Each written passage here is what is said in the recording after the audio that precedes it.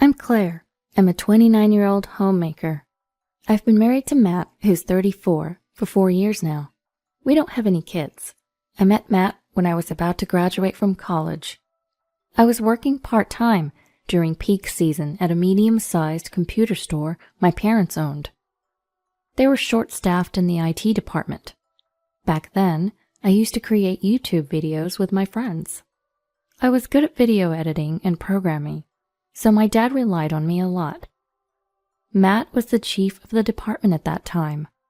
He was meticulous, quiet, kind, and had a great rapport with people. He also had my dad's full trust. We worked on many projects together, and it didn't take long for us to start dating. Both my dad and mom supported our relationship, and our journey to marriage was smooth. After getting married, Matt started a subsidiary company with some financial help from my dad. Matt and Dad got along so well. They looked more like a real parent and child than Dad and I did. A year after its inception, Matt's company began to thrive. That's when my dad's health started deteriorating, leading to frequent hospital visits. Being deeply involved in almost every aspect of the medium-sized company, Dad couldn't manage things as before, and the business started to decline. For my part, I was somewhat reassured that Matt would be there to help me when the time came.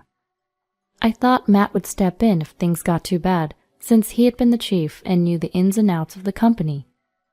But even though he must have known about the situation, he didn't say a word. I assumed Matt was waiting for Dad to ask for help, respecting his pride. However, Dad's condition worsened, requiring long-term hospitalization.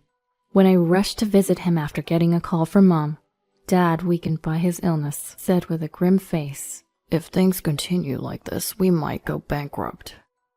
I felt he was silently asking for help. On my way out, Mom, who was helping with the accounts, asked, "Can't we consult Matt?" Mom said he thought Dad couldn't ask for help or to represent himself if he couldn't trouble Matt, who was finally starting to make a difference after a year of independence. She said Dad wouldn't ask Matt for help because he didn't want to burden him, especially now that his business was finally picking up. Knowing Dad's stubborn yet kind nature, I knew he'd never ask for help. So I told Mom, "Don't worry, I'll ask Matt for assistance." I believed Matt would help Dad. That night, I decided to talk to Matt. While he was working on his laptop in the living room, I started, "Hey, about Dad's company?"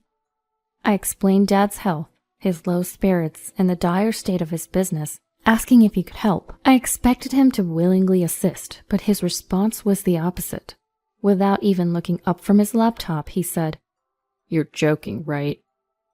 I was taken aback. Whether he had always felt this way or I just hadn't noticed, Matt seemed like a completely different person. I can't see any trace of his friendliness or kindness. He looked at me, smirked, and said, "Why would I take on extra work now when my business is finally growing? Even if your dad's company goes under, it won't affect mine since we only handle IT." I had misunderstood him. He wasn't concerned about Dad at all. I was so wrong to think that Matt would take Dad's position and not speak until Dad asked for help. He didn't have the slightest compassion or concern for Dad. In disbelief, I retorted, "After all the financial support and client referrals Dad gave you when you started, isn't this a bit too cold-hearted?" After a brief pause, he coldly replied, "That is that, this is this. Mixing personal feelings with business never ends well. What if we both go under? I've come this far, and I won't do anything that's not mutually beneficial." I had to hold back my urge to shout at Matt's attitude, as if he hadn't received any favors from Dad. If I upset Matt now, I might never be able to persuade him again. Taking a deep breath to calm myself, I tried again. "Then, could you at least take charge of the company until Dad gets discharged from the hospital?" No matter how many times we discussed it, Matt's answer remained the same. Time passed without any resolution, and by the end of that month, Dad's company was declared bankrupt by the court. There was nothing we could do now. Dad must have been deeply disappointed that Matt, whom he had cared for so much, didn't lift a finger to help and let the company go bankrupt so easily. Dad became completely disheartened, especially since there was no clear date for his discharge.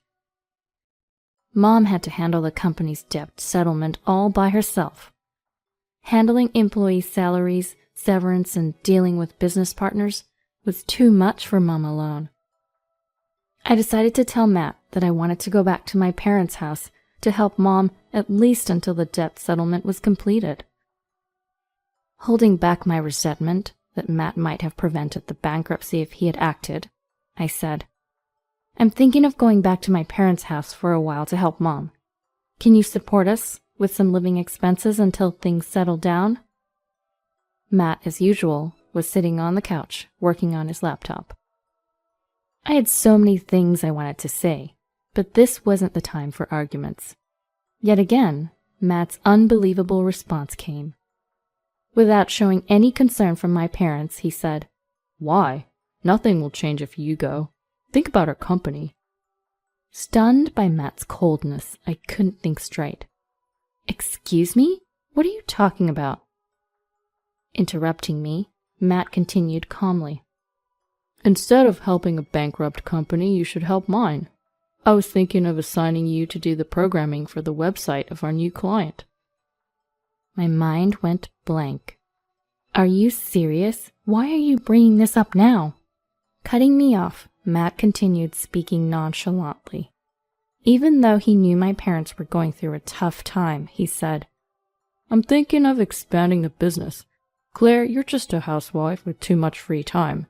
Isn't it better than volunteering at your parents' place for free? Besides, it's a wife's duty to help her husband, right?" He spoke as if it was someone else's problem, only caring about his business. I couldn't contain my frustration with Matt's self-centeredness. "Why are you bringing this up now? You know this isn't the right time." Ignoring my heated response, he continued, "Actually, I've asked my big sister to help too. She called saying she got divorced and became a single mom. She asked for support. I'm offering her a place to stay at our house, so be prepared." He was practically forcing me to agree. Matt's big sister is a piece of work. She doesn't lift a finger at home, constantly wasting money, and often gets into loud arguments with her husband, leading to calls from concerned neighbors. Once, she brought her unruly kid to our house. He scribbled on our walls, broke our appliances. It was a nightmare. After all the trouble she caused, I wonder what Matt was thinking, asking her to help with the business, especially since she knows nothing about IT. He ignored my parents when they were in need, but now he's bending over backwards for his problematic big sister. I couldn't hold back any longer. "This is ridiculous. I'm not just sitting around doing nothing. How can you ignore my parents but help your big sister?" Matt, unfazed, looked at me and said, "She's family. It's natural to help her. And how I spend my money is my business. You couldn't help your parents because you don't earn anything." He was the very definition of an opportunist. I shouted back, "So we're not family? We've supported you because we consider you family. That's why your business is thriving." Yet he calmly retorted, "You're so ungrateful. Sure, you gave me a start, but my hard work built the company. Helping your parents is a waste of time. Contribute here. By the way, my sister's moving in tomorrow." I protested, but Matt just continued with his domineering attitude. "I've made up my mind. Just follow my lead. I won't allow you to go back to your parents' house." According to him, since he provides for me, I have no right to defy him. Standing tall and puffing out his chest, he declared, "I don't need a woman who can't listen to me." He then pulled out divorce papers from his work bag. "If you can't obey, we might as well get divorced." "Why do you even have those?" I asked. He had them prepared in case I pestered him too much about helping my dad's business. I was shocked at his level of disregard for anyone outside his immediate family. I was livid. "Fine, I'll sign these and then go back to my parents." I snatched the papers, signed them, and started packing. As I packed, I could hear him muttering, "Such a stubborn woman. Good riddance. Don't come crawling back." I responded with a breezy, "Right back at ya. Goodbye," and left. I submitted the divorce papers and returned to my parents' home. Seeing me with my bags, my mom asked, "What happened?" After explaining, she sighed deeply, probably having her own grievances with Matt. Later, I had the rest of my belongings delivered. Not long after, I received a barrage of calls and voicemails from Matt. All his messages were desperate pleas. "Come back, help me. I'll even support your parents, just come back." Matt's plea for help was likely due to his big sister. When I had called his family to report our divorce, I had a hunch something like this might happen. His mother had complained about how her children, including his sister, had gotten divorced one after another. She went on and on about his sister's bad behavior. I had seen a glimpse of it when Matt's sister once moved into the house Matt and I shared. His mother lamented and detailed the main reason for his sister's divorce. Matt's sister had frequent intense arguments with her husband about money, chores, and parenting. These disputes involved their parents, neighbors, and even the police, but she seemed to forget them over time. Apparently, just before the divorce, she got heavily into gambling and racked up a lot of debt. After the divorce, she tried to return to her parents' home with her debt, but her father disowned her. She probably turned to Matt out of desperation. From what I've heard, I can imagine the chaos at Matt's place. Matt, being protective of his big sister, is probably being taken advantage of. Who would want to go back to such a situation? Plus, Matt's sister's child is a handful. The kid doesn't listen and is incredibly aggressive. If you try to scold him for his mischief, he becomes uncontrollable. I can visualize the mess in their house. I never want to see the scribbles and broken electronics from his pranks again. I felt like if I didn't reply, I'd keep getting endless voicemails and texts. So I sent a message saying, "Thanks for the offer, but no thanks. I don't need your help. We're not family anymore. Oh, we never were, right?" Immediately after, my phone rang. Matt's voice on the voicemail pleaded, "Please help me. I can't take it anymore. I'm going bankrupt. I can't handle the kid. He's destroying the house."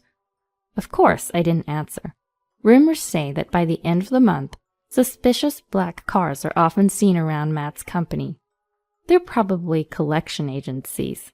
I've been contacted by mutual acquaintances about delays in his business operations and payments. It's hard because they're people I know, but I've already divorced him and have my father's business to think about. So I tell them that I can't help. About 6 months later, I received a letter. It was from Matt. Inside was a scribbled note and a marriage certificate.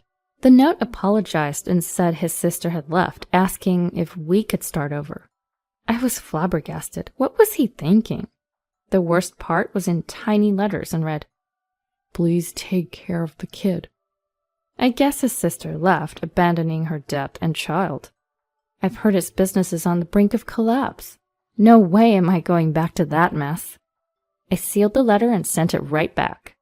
As for me, after settling my father's company's debts, I started a new programming office in my name. Employees from my father's company had been reaching out, wanting to come back. Surprisingly, some of them used to work at Matt's company. The employees who had witnessed his sister's wastefulness and arrogance, as well as Matt's recent actions, began to fear that they might be coldly dismissed someday. It seems like the already struggling company is on the verge of further decline. When they heard about my new business venture, they were overjoyed. Of course, all of them are highly skilled and ready to contribute, so I'm planning to welcome them with open arms. I'm genuinely excited about the opportunity to restart and work with these familiar faces again.